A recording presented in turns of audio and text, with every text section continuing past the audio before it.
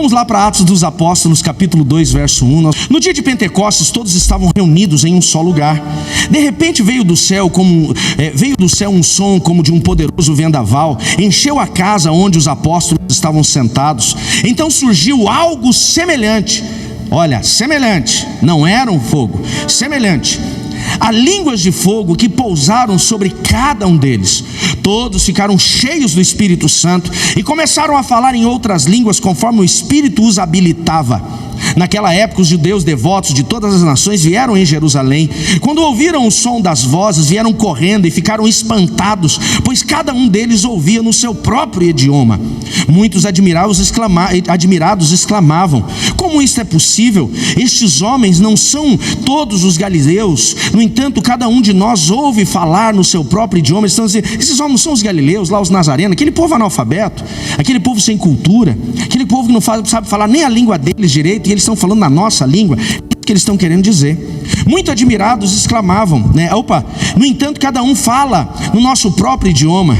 Então estão aqui partos, medos, elemitas, habitantes da Mesopotâmia, da Judéia, da Capadócia, do Ponto, da província da Ásia, da Frígia, da Panfilha, do Egito, das regiões da Líbia próximas a Cirene, visitantes de Roma, tanto judeus como convertidos ao judaísmo ou prosélitos, você vai ver em algumas versões, cretenses e árabes, e todos nós ouvimos estas pessoas falarem em nossa própria língua sobre as coisas maravilhosas que Deus fez. E admirados e perplexos perguntavam uns aos outros: o que significa isso? Quando lemos Atos 2 ele vem ser, William Marr, uma divisão na história do Novo Testamento. Atos 2, ele acaba sendo uma grande marca e o início da igreja primitiva. Nós, de uma forma leiga, demos o nome de Pentecostes a uma manifestação, a um mover de avivamento na igreja. Então é muito comum em ambientes pentecostais, em igrejas pentecostais, Paloma, eu estava com saudade de você, filha, nós vermos as pessoas dizerem: foi uma noite de Pentecostes. Só que na verdade, Pentecostes, aqui no texto que nós lemos, não significa exatamente o avivamento. Por mais que a gente chame, igrejas pentecostais, não significa o pentecostal ou Pentecoste aqui o avivamento. E é interessante, eu quero fazer nesses primeiros 7, 8 minutos da mensagem uma rápida leitura de tudo o que aconteceu, para depois de compreendermos, nós tendo a verdade, e a verdade nos trazer liberdade para experimentarmos o mover de Deus. Você pode dizer um amém por isso? Então vamos lá. Atos 2, quando lemos, é impressionante. Por que é impressionante? Porque os discípulos, os apóstolos de Jesus e outros discípulos, cerca de 120 pessoas, são visitados pela primeira vez pelo Espírito Santo, Vini, e eles são cheios do Espírito Santo. A Bíblia diz que naquele ambiente vieram como línguas de fogo. Não é que o ambiente foi incendiado, mas Lucas, quando escreve, sem saber explicar o que estava acontecendo, Andréia, ele diz como línguas de fogo, porque parece que o fogo tomou aquele ambiente e aqueles homens foram cheios de algo sobrenatural que era inexplicável. E esse inexplicável, ele se deu de duas formas diferentes, oral. A primeira é que aqueles homens começaram a orar em línguas que eles não sabiam quais eram as línguas. Então é a primeira manifestação que nós encontramos no Novo Testamento do falar em línguas. Eles começam a orar em línguas, que nós dizemos hoje a linguagem da oração espiritual, a língua dos anjos, a língua celestial. Algo que Paulo depois vai explicar que não é compreensível, é incompreensível para os homens, porque quem fala em línguas fala a Deus. Então uma das primeiras evidências de uma pessoa que ela é visitada pelo Espírito Santo está aqui em Atos. Não é a única evidência que nós chamamos do batismo com o Espírito Santo, Fernando, mas é uma das evidências que é o orar em línguas, é ser tomado por essa linguagem espiritual, é ser tomado por essa linguagem dos céus, onde aqueles homens eles começam a ser capacitados para viver o sobrenatural. Depois deles serem cheios do Espírito Santo, Lucas, esses homens tão impactados com aquele extraordinário, eles saem daquele ambiente onde eles estavam, Jonathan, e eles vão para as ruas. E era uma festa que estava acontecendo, a festa dos Pentecostes. Então nós não nos chamamos, ou as igrejas não se apresentam pentecostais, porque aquele dia foi denominado dia de Pentecostes. A festa já acontecia. E isso se deu exatamente 50 dias depois de Jesus ressuscitar. Então vamos entender o contexto. Se você puder, volta comigo agora a um capítulo em Atos dos Apóstolos. Durante os 40 dias após o sofrimento e morte, Jesus apareceu aos apóstolos diversas vezes. Olha para mim aqui. Então, de onde nós estamos aqui, em Atos 1, voltamos, Elvis, 40 dias. Esses 40 dias vão dar exatamente no domingo de Páscoa, que para nós cristãos representa a ressurreição de Jesus.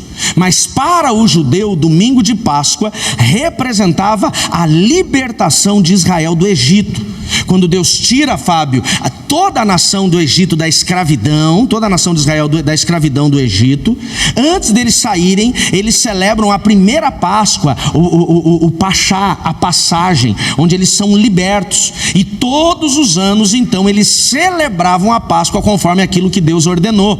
Passaram-se agora milênios e os judeus continuavam a celebrar a Páscoa. Quem está me entendendo, diga amém.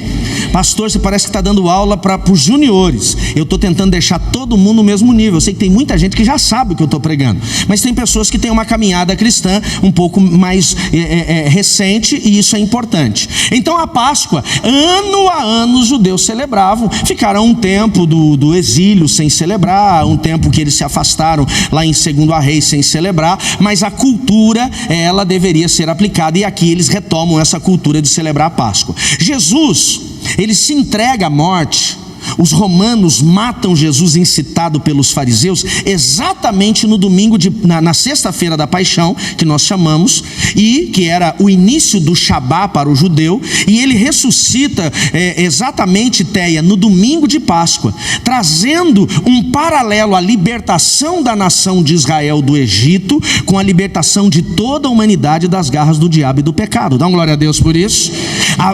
Os dois episódios têm tudo a ver. Libertação. A morte de Jesus foi para nos libertar das garras do diabo. Amém, queridos? Ele ressuscita então no domingo de Páscoa. Conhecemos a história. Maria, as duas Marias vão para terminar o embalsamento do corpo de Jesus. Quando chegam, a pedra está removida, Jesus não está lá. Um anjo está na porta, em cima da pedra. Na porta foi boa, né?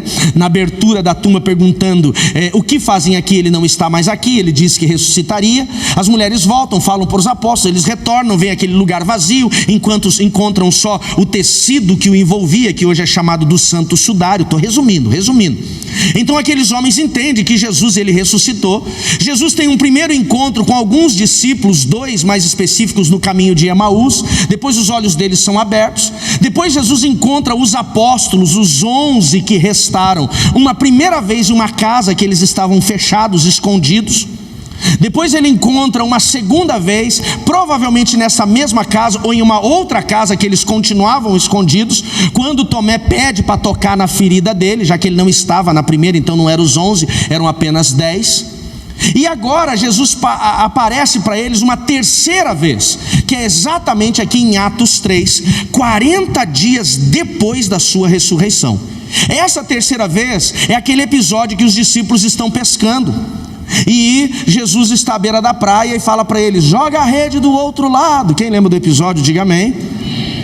E eles lançam a rede do outro lado e Pedro fala: já vivi isso, porque o chamado dele, Mônica, foi exatamente isso. Então Pedro arranca a sua roupa, desnudo, só como se fosse uma nágua das nossas avós, né? Um tecido bem fino. Ele se lança na água, os discípulos vão atrás. Ele nada até Jesus, e quando ele chega à beira da praia, o que Jesus tem?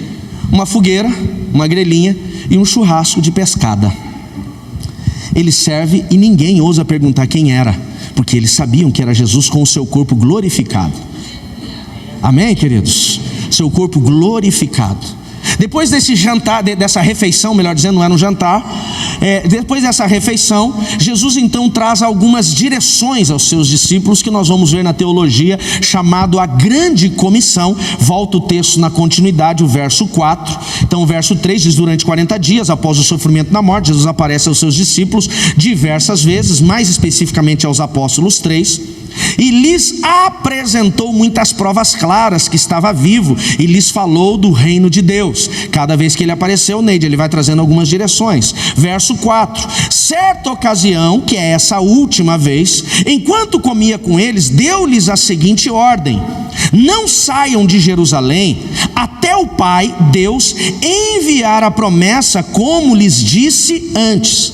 Então Jesus chama agora aqueles 11 homens e diz: eu vou dar depois de tudo que ele falou, de pregar o evangelho a toda criatura, quem crer e for batizado será salvo. Ele diz assim: porém, vocês não vão fazer isso até que o Pai lhes venha enviar a promessa, como eu já disse a vocês antes. Qual é a promessa? Coloca o verso 5 para mim, por gentileza. Ele diz: João batizou com água, mas dentro de poucos dias vocês serão batizados com o Espírito Santo. Olha para mim um instante. A igreja não pode, ou uma pessoa não vai, Joelmir, experimentar o sobrenatural de Deus, o mover extraordinário dos céus, sem ele ser marcado pelo Espírito Santo através do batismo. O que significa batismo com o Espírito Santo? Na Bíblia nós vamos encontrar 4 tipos de batismo. Eu não tenho tempo de entrar nos 4, mas se você vier fazer EVC, você vai entender cada um deles. O primeiro é o batismo em Cristo. Basicamente é o novo nascimento. Quando você recebe Jesus como Salvador, é o batismo em Cristo. O segundo é o batismo com o Espírito Santo, que é o batismo nas águas, que é aquilo que João Batista vem preparar o caminho para Jesus, que era o imergir. Então a palavra batismo no grego significa imergir, colocar dentro, mergulhar. Com todo respeito aos meus amados católicos que estejam aqui, ou protestantes tradicionais, o batismo por aspersão, que é o derramar a água na cabeça, não está dentro do padrão bíblico. A palavra batismo é grega, e não sou eu que estou dizendo isso. Vá num dicionário grego, hoje tem muita facilidade, pergunta para o Google, e o Google vai dizer o que significa batismo. Baptismo significa imergir, colocar dentro, mergulhar. E João Batista ele diz: eu vos batizo onde? No Jordão, para a purificação dos seus pecados. Então o batismo ele tem um simbolismo, William, de limpeza, por isso que tem que ser por muita água. E não é apenas a igreja romana que batiza por aspersão, isso é uma questão cultural. Algumas igrejas tradicionais também, mas está fora do padrão. Não quero discutir teologia, estou trazendo a Bíblia. A mesma coisa que batizar crianças. Não se batiza crianças, por quê? Porque Jesus não foi batizado quando era bebê, ele foi apresentado, foi batizado aos 30 anos de idade. Questão cultural, as mudanças, mas vamos voltar para o padrão bíblico. Então Jesus diz assim: João Batista os batizou com água para a limpeza. Ele diz: porém, dentro de poucos dias, vocês não vão passar só pelo batismo nas águas, mas serão batizados com o Espírito Santo, que é o terceiro batismo. O que é o batizar no Espírito Santo? É o ser imergido, mergulhado. Quem é o Espírito Santo? É a terceira pessoa da Trindade. É o Espírito de Deus que operou lá no Velho Testamento muitas coisas extraordinárias. Mas ele vinha, Andréia, visitava e ia embora, porque ele não tinha lugar para morar, porque o espírito do homem estava adormecido. O Espírito Santo precisa de uma habitação. Quando Jesus ele morre na cruz do Calvário, a primeira ativação que ele traz em nós é esse espírito adormecido agora passar a ter vida, e agora nós temos um lugar de habitação. Então Jesus falou: agora vocês vão ser o lugar onde o Espírito vai habitar, e vocês vão mergulhar no Espírito de Deus, que é o próprio Espírito de Cristo, que é o Espírito Santo. Então ser batizado com o Espírito Santo é você ser encharcado da pessoa de Cristo. Quem está me entendendo, diga amém. E mergulhar, imergir. Por isso que a igreja não pode experimentar o sobrenatural se não tiver a presença do Espírito Santo, se não tiver o mover do Espírito Santo. se ela não mergulhar naquilo que o Espírito Santo tem para a sua vida, um processo de uma ativação. Os dons espirituais que nós encontramos em 1 Coríntios capítulo 12, eles vão partir exatamente deste lugar. O problema é que quando se fala do Espírito Santo, quando se fala dos dons espirituais, quando se fala do mover, do extraordinário, do sobrenatural, assusta algumas pessoas. Isso é tão comum que algumas até nem no culto ficam. Nós já vimos isso acontecer já agora aqui. Eu não estou criticando, mas é muito comum. Por quê? Porque algumas pessoas, infelizmente, inexperientes ou até maldosas, bagunçaram o mover do Espírito Santo, fizeram tantas atrocidades, e alguns usaram até o charlatanismo, que assustaram. E outras pessoas, do medo do sobrenatural, do medo do extraordinário, quando se fala sobre isso, elas não conseguem. Tem gente que o coração dele é fechado demais para isso. Então é muito comum quando você fala do mover do Espírito Santo, da ativação do Espírito Santo, do batismo com o Espírito Santo, tem gente, não estou dizendo que quem saiu foi isso, mas é muito comum, tem gente que levanta e vai embora e fala, não quero isso. Rejeitar o Espírito Santo é rejeitar o próprio Deus. Porque Jesus, quando ascendeu aos céus, ele diz, eu vou, na versão grega, que você vai pegar lá nos evangelhos, ele diz, mas eu deixo o outro de mim. Ele está dizendo, eu vou, mas eu fico. Olha que coisa interessante. Ele falou, eu volto para a casa do Pai, mas eu fico com vocês. Ele falou, o meu corpo glorificado volta, mas o meu espírito, o Espírito de Cristo fica em vocês. E fica onde? Habitando dentro de vocês. Amém, queridos? Não conseguiremos experimentar nenhum dos 9 dons espirituais, dom de cura, dom de profecia, palavra de conhecimento, palavra de sabedoria, sem o Espírito Santo.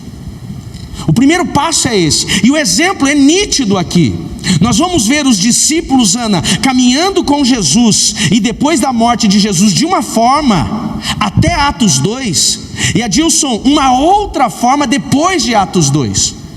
Antes de Atos 2, eles eram mesquinhos, eles eram imaturos, eles eram briguentos, eles queriam posição, queriam lugar, eles queriam ser melhor um do que o outro. Um dia Jesus tem que parar e falou, parou!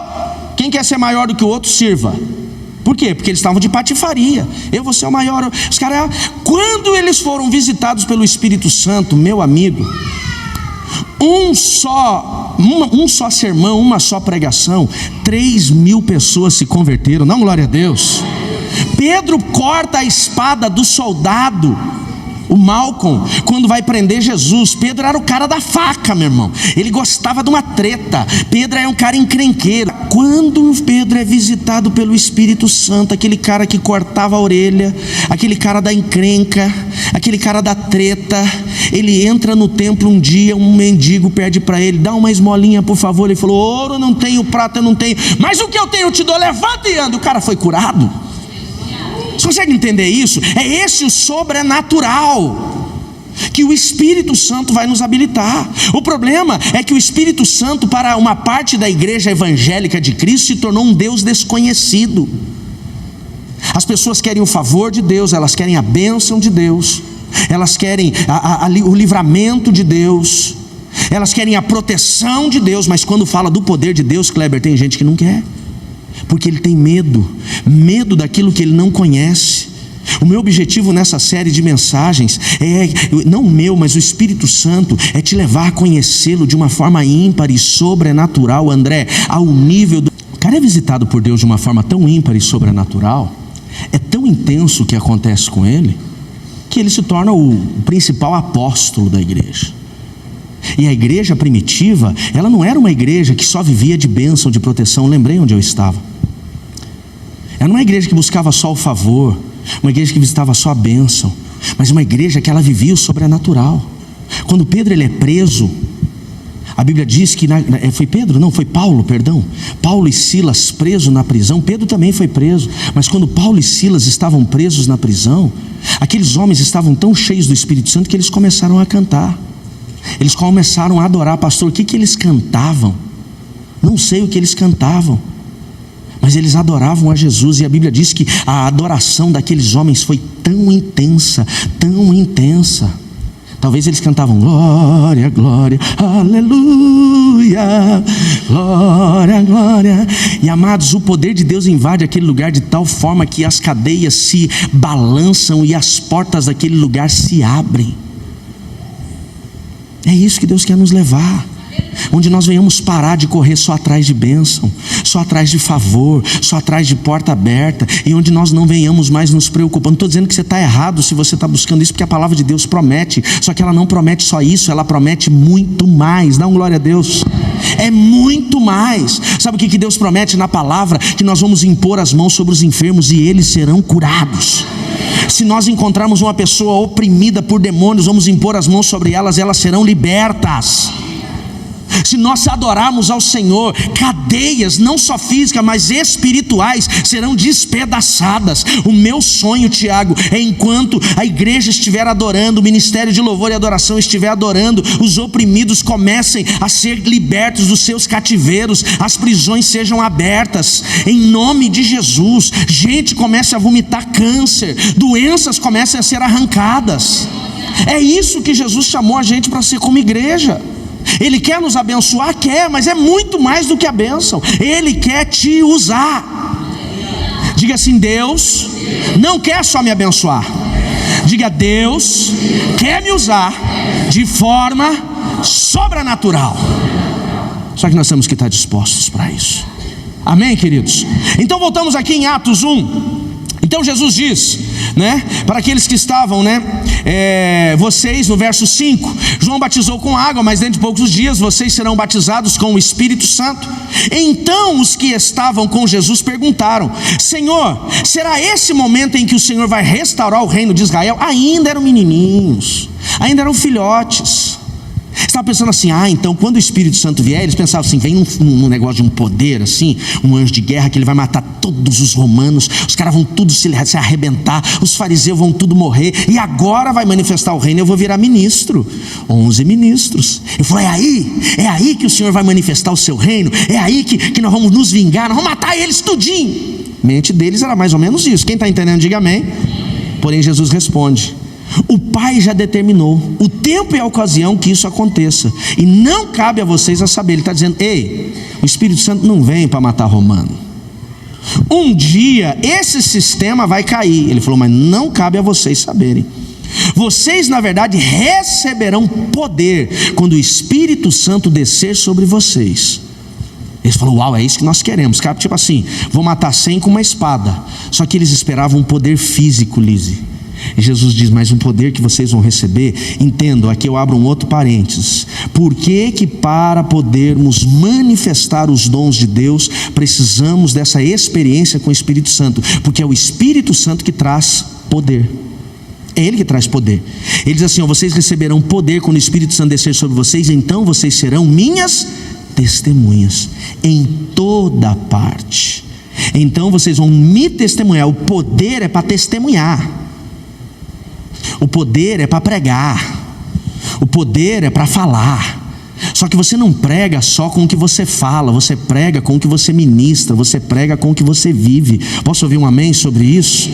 Você prega com a cura que você ora pelas pessoas. Eles receberão poder para serem minhas testemunhas em toda a parte, Jerusalém, Judéia, Samaria e todos os lugares mais distantes da terra. Depois de ter dito isso, então ele foi levado numa nuvem, e os discípulos não conseguiram mais vê-lo. Continuaram a olhar atentamente para o céu, até que 2 homens vestidos de branco, aparentemente, de repente no meio meio deles, 2 anjos, disseram aos galileus que estavam olhando para aquele clarão, falando: cadê ele? Ele sumiu. Cadê o mestre? Ele sumiu. Porque eles pensaram que ele ressuscitaria no 3º dia e ficaria com eles. E aqueles homens perguntaram: homens da Galileia, o que estão aí parados olhando para o céu? Esse Jesus que andou com vocês já foi levado no meio de vocês ao céu. Voltará do mesmo modo como viram subir. E ele estava dizendo: anda, meu povo, vão trabalhar, vão fazer aquilo que ele mandou vocês fazerem. Quem está me entendendo, diga amém. Então vamos contar de novo aqui agora. Amaral, Jesus ressuscita no domingo de Páscoa. 40 dias ele anda pela terra com o seu corpo glorificado. 40 dias muitos milagres aconteceram. Na ressurreição de Jesus, diz a Bíblia, que muitos que estavam mortos ressuscitaram também. Ele aparece aqueles 2 no caminho de Emaús, mais 3 vezes no mínimo para os seus discípulos, até essa última aparição, e ele ascende aos céus. E ele falou: agora voltem para Jerusalém, até que venha sobre vocês o Espírito Santo. 40 dias. Então os discípulos retornam agora no verso 12. E então voltaram do Monte das Oliveiras para a cidade de Jerusalém, cerca de 1 quilômetro de distância. E eu fico imaginando a conversa que eles tinham agora, Emerson. Uau, que experiência foi essa? Mas por onde ele foi? O céu é perto? Como é que vai ser? Será que ele volta já daqui a pouco? Como é que vai ser esse processo? Então o que ele vai manifestar o reino não é um reino contra os romanos? Tem algo diferente? O que é testemunhar? Imagine tantas perguntas que eles tinham. E a Bíblia diz que eles voltam. Verso 13: quando chegaram em Jerusalém, subiram à sala do andar superior na casa onde estavam hospedados, chamada Cenáculo.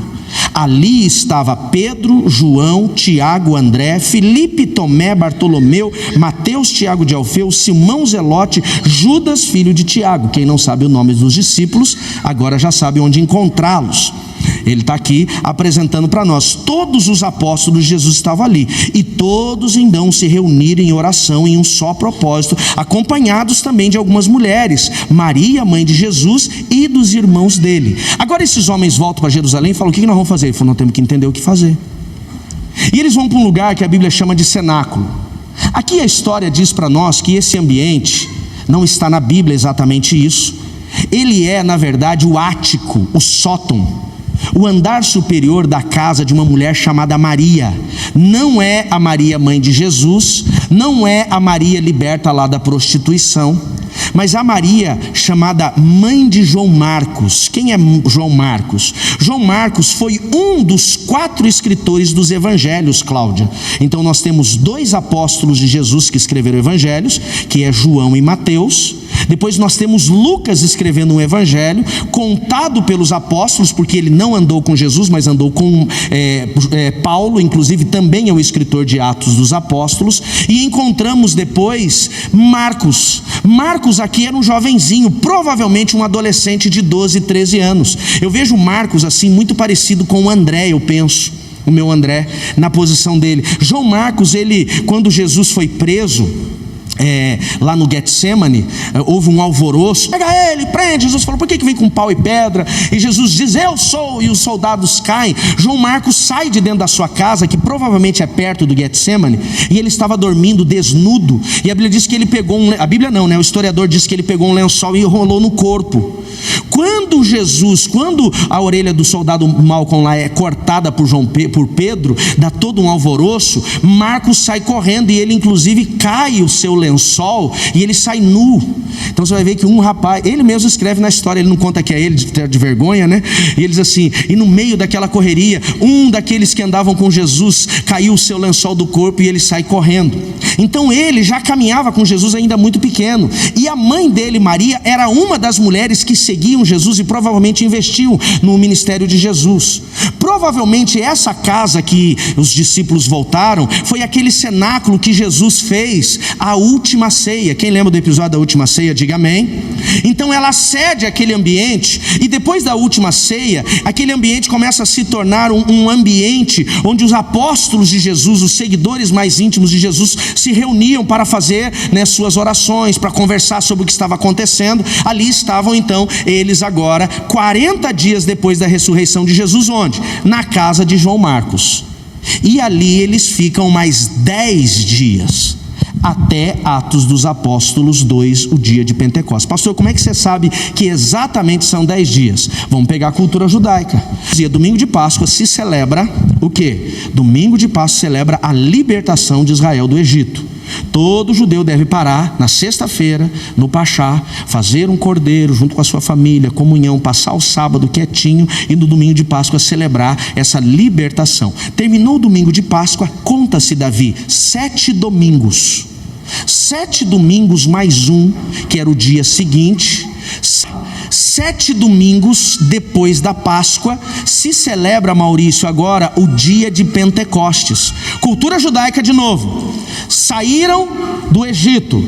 7 semanas depois, Deus estabelece: quando vocês entrarem na terra de Canaã, deverá ser neste período. Vocês vão encontrar a primeira colheita que vocês não plantaram, mas vão colher, que é a colheita da cevada. Quando eles entram em Canaã, agora lá atrás, 2000 e poucos anos anos atrás, eles encontram a primeira colheita em Canaã, que é a colheita da cevada, uma plantação que eles não fizeram, mas já tinham como colher. O que é a cevada? A cevada, ela é uma espécie até de um trigo, dá para fazer pão, dá para fazer tantas coisas com a cevada que até hoje alguns ainda usam a cultura.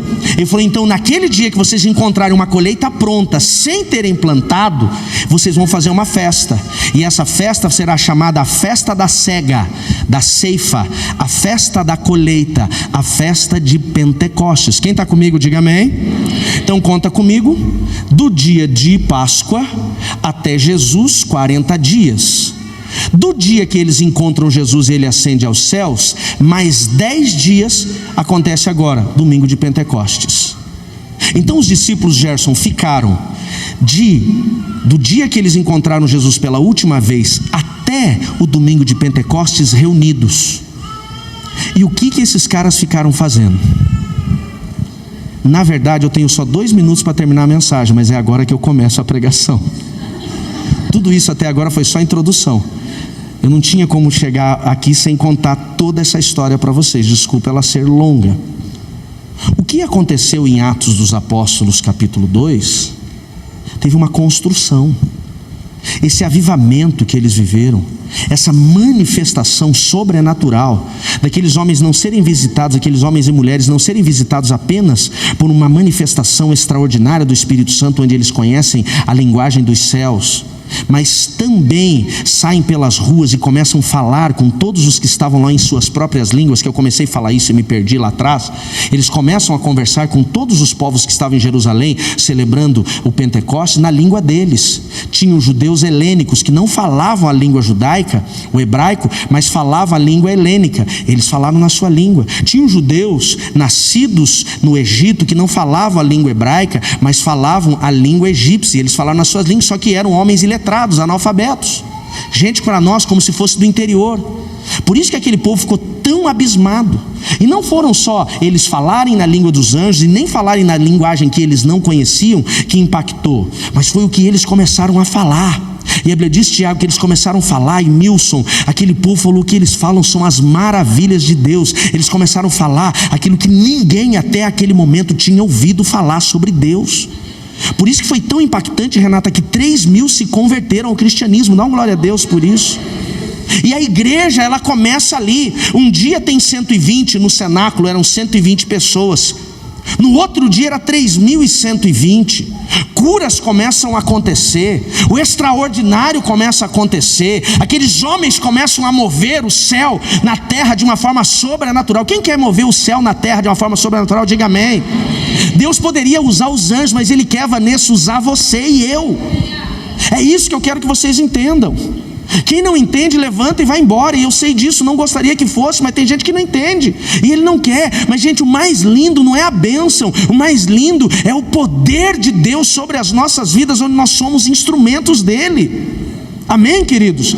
Não um poder de homens, não um poder da mente, não um poder de engano, não um charlatanismo como nós já vimos muito acontecer, mas é o sobrenatural, onde você orar pelos doentes, eles serem curados, onde você ministrar um casal que estava divorciado e o Senhor restaurar o casamento, é onde os céus se abrirem e as pessoas serem visitadas de uma forma sobrenatural. É isso que Atos 2 começou a gerar. Agora, para eles chegarem em Atos 2, o que eles precisaram viver? 3 lições eu aprendo nesse texto. A primeira lição que esse texto me fala é que aqueles homens, durante 50 dias até Atos dos Apóstolos, desde a ressurreição, eles são, Jéssica, construídos por Jesus em um ambiente de comunhão.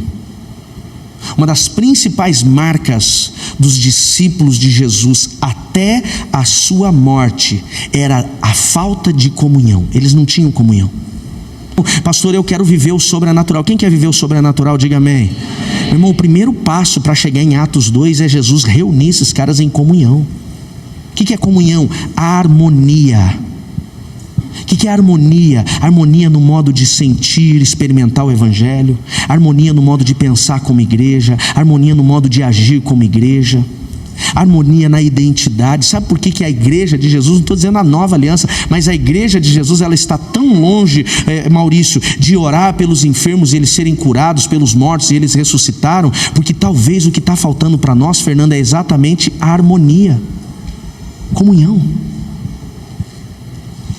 Nós somos uma igreja, gente, que termina o culto, a gente sai vazado, não olha para ninguém, não tem harmonia com ninguém, comunhão com ninguém, relacionamento com ninguém. E se meu carro estiver fechado no trânsito, no estacionamento, eu piro, eu buzino, eu xingo.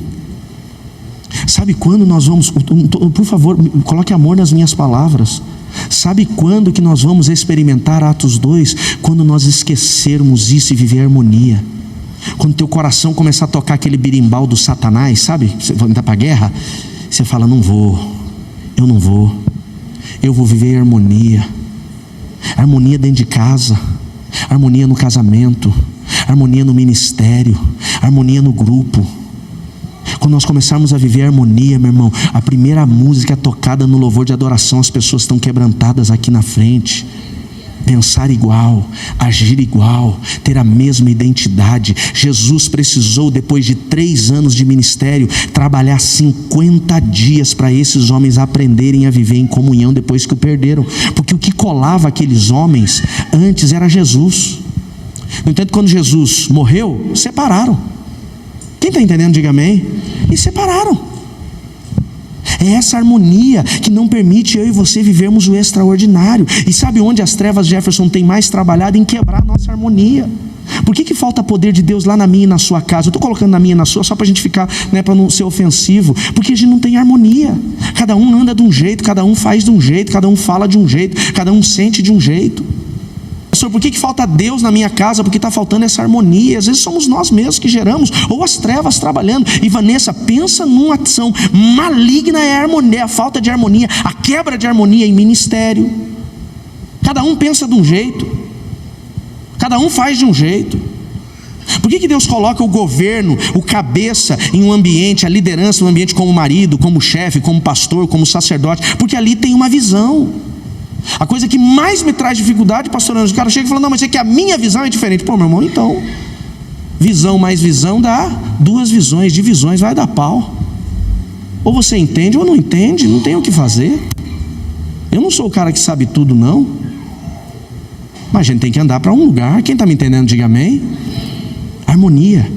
O que levou os homens a viverem, aqueles homens e mulheres viverem em Atos 2 do sobrenatural, o poder que Jesus prometeu, eles viverem 40 dias Jesus colando e 10 dias que ele coloca os caras tudo numa mesma casa. Big Brother, o primeiro foi em Atos 1. Ficavam lá, meu irmão, 10 dias. O que eles ficaram fazendo nesses 10 dias, Viviane? Se tivesse celular, eu vou dizer, olhando no UOL para ver o que os romanos estavam fazendo. Vamos ver onde é que os romanos estão indo, mas não tinha celular. Jogando Uno, não tinha Uno. Sabe o que eles tiveram que fazer 10 dias depois de Jesus colar aqueles caras, unificar? Segundo passo para viver Atos 2. Eu estou resumindo, tá? Eu tinha muito mais coisa para falar de harmonia. Unidade. Existem 2 coisas distintas que a gente pensa que é a mesma: harmonia, comunhão, melhor dizendo, e unidade. Na verdade, a comunhão, ela faz parte do processo da unidade, é processual. Mas, pastor Anne, é o primeiro passo. Onde não tem comunhão, não vai ter unidade. O que é unidade? Definição de comunhão, né? Eu até esqueci. Comunhão significa ter harmonia de modo de sentir, pensar, agir e identificar. Aí nós vamos para a definição de unidade: a qualidade ou estado de ser único. Eu acho tão interessante que ele diz assim, único. Ele enfatiza. Mais uma definição: a palavra unidade vem da origem do termo latim unitas e designa a qualidade de um único ou indivisível. Esse é o poder do casamento. Meu irmão, quando um casal entende o poder da unidade e vive o poder da unidade, não tem demônio que fica naquela casa, não tem doença que fica naquela família. Posso ouvir um amém? Não tem miséria que visita esse casal. Posso ouvir um amém? Meu irmão, Deus começa a agir de uma forma sobrenatural. A comunhão, a harmonia vai levar ao quê? A esse estado de ser um só. 10 dias juntos, andar juntos. E agora? Um come, outro lava a louça, outro arruma a mesa. Unidade, andando em unidade. Ninguém briga, vai... Esse é o processo. Agora os caras ficaram, Júnior, só 10 dias em unidade? Não. A Bíblia diz lá em Atos, não vou poder voltar no texto por causa do tempo, diz assim, eles ficaram em comunhão, unidos em um propósito. O quê? Joelho no chão. não tinha celular. O que esses caras ficaram fazendo? Falando com Deus. Quando é que essa promessa vai acontecer? Quando é que nós vamos ser cheios do Espírito Santo? Começaram a pedir: vem Espírito Santo, vem. Nós hoje não precisamos pedir vem Espírito Santo, porque ele já veio, amém, queridos? Eles precisavam: vem Espírito Santo. A gente canta a música: vem Espírito de Deus. Não, ele já veio, amém, queridos? Amém, igreja? Amém. Ele já veio, ele já está aqui, amém, queridos? Talvez ele só precisa mover em você, mas ele já veio. E aqueles homens então 10 dias agora são 10 dias de santificação. A Bíblia não diz isso, mas eu acredito que nesses 10 dias eles jejuaram. Nesses 10 dias esses homens oraram, e é isso que a gente vai falar mais intensamente semana que vem. E então 50 dias se fecham, Gerson. E aqueles homens reunidos há 10 dias fazendo a mesma coisa, há 50 dias vivendo comunhão, receberam uma promessa, estão ali numa expectativa, e de repente o que acontece? O céu se abre e ele vem.